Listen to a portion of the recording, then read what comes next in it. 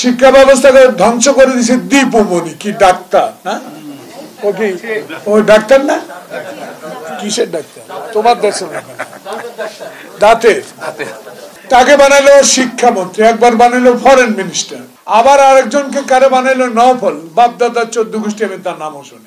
শাহাবুদ্দিন যদি 3 মাসে একসাথে পরে নির্বাচন দিতে পারে, তা আপনি তো 16 বছরের যে কলঙ্কর অধ্যায় শেষ করে 3 মাস বা 6 মাসের মধ্যেই যদি নির্বাচন দিয়ে বাংলাদেশে আপনার নামটা স্বর্ণাক্ষরে লেখা থাকতে, বাংলাদেশে যদি একটি সুষ্ঠু নির্বাচন হয়, আশা করি হবে।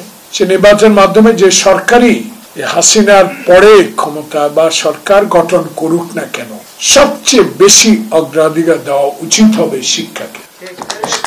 শিক্ষার মাধ্যমে যদি আমি বিদেশের সাথে তাল মিলিয়ে তাদের সাথে কাজ করতে পারি, তাহলে আমি অনেক উন্নতি করতে পারি। শ্রমিক টাকা পাঠায়, হয়তো বেতন পায় 10,000 টাকা, 2,000 টাকা পকেটে রেখে 8,000 টাকা বেশি পাঠায়। আর একজন যদি উচ্চ শিক্ষার শিক্ষিত যদি একটা ভালো চাকরি বিদেশে করতে পারে, এখান থেকে শিক্ষা নেয়া, সে পাবে 1 লক্ষ টাকা, 5,000 টাকা পকেটে রেখে 75,000 টাকায় দেশের জন্য পাঠাবে। তাহলে শিক্ষা খাতে সরকার যে আসুক, আমরা আজকের এই ক্ষুদ্র পরিষদ থেকে অনুরোধ জানাবো, যেই সরকার গঠন করুক, শিক্ষা ব্যবস্থাতে যে দুর্নীতিটা শেখ মুজিব হাসিনা এরশাদ শুরু করে দিয়েছিল, গণতন্ত্রকে যেভাবে হত্যা করেছিল, শিক্ষা ব্যবস্থাকেও তারা 3 জন সম্পূর্ণ ধ্বংস করে দিয়েছে। তাই আজকে ভবিষ্যৎ অভিভাবক মহোদয় বলেছে, মর্জিনা বলেছে, আমার শ্রদ্ধেয় শিক্ষক মন্ডলী বলেছে, 27 তারিখে এই সরকার কি দিবে বা কমিশন কি করবে।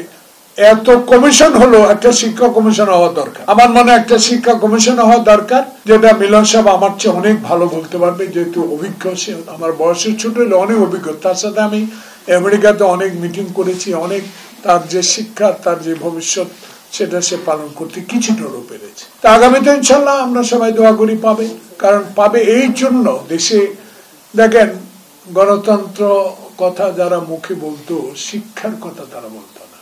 গণতন্ত্র প্রথম কারা হত্যা করছে, যে দাউদকান্দি থেকে ভোটের বাক্স নিয়ে এসে না, রশিদ ইঞ্জিনিয়ার না কার, কে শেখ মুজিব তখন ক্ষমতায় ছিল।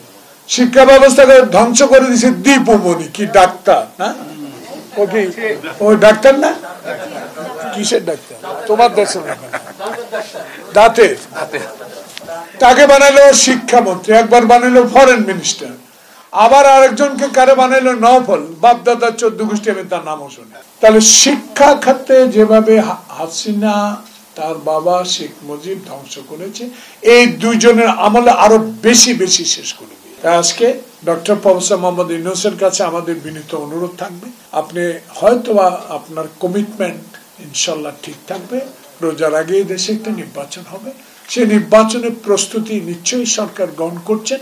আমরাও আশাবাদী, আজকে যারা অভিভাবক, শিক্ষক, আমার ডানে বামে যে 2 জন বিজ্ঞ ব্যক্তি আছেন, আলোচক আছেন, সবার একটি আশা, যে আশা নিয়ে মুগ্ধ খোকন রক্ত দিয়েছিল, যে আশা নিয়ে আমরা এখনো বুক বেঁধে আয়নাঘরে দীর্ঘদিন নির্যাতিত হয়েছি, জেল কেটেছি, অত্যাচারিত হয়েছি।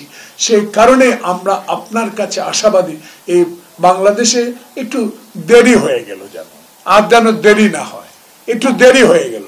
শাহাবুদ্দিন যদি 3 মাসে একসাথে পরে নির্বাচন দিতে পারে, তা আপনি তো 16 বছরের যে কলঙ্কর অধ্যায় শেষ করে 3 মাস বা 6 মাসের মধ্যেই যদি নির্বাচন দিয়ে বাংলাদেশে আপনার নামটা স্বর্ণাক্ষরে লেখা থাকতে, তবু দেরি হলে আমরা আশাবাদী, আমরা এখনো আপনার কাছে আশাবাদী।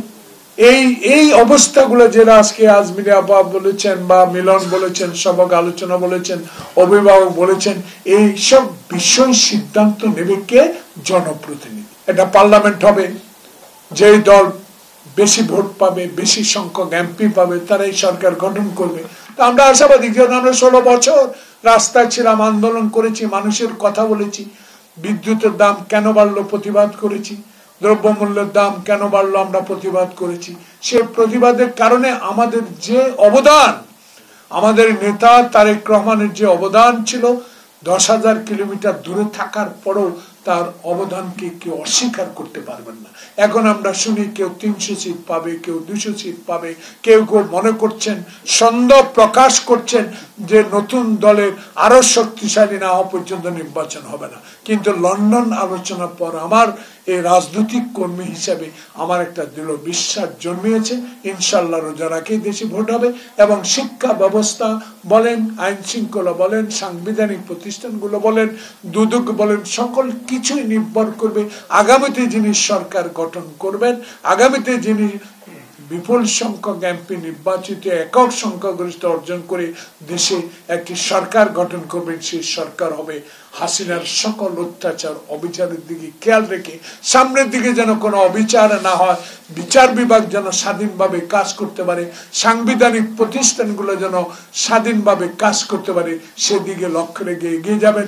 এই ভরসা, এই আশা আমাদের আছে। তাই শেষ একটি কথা বলতে চাই, আর বিলম্ব নয়, অনুগ্রহ করে আর বিলম্ব নয়।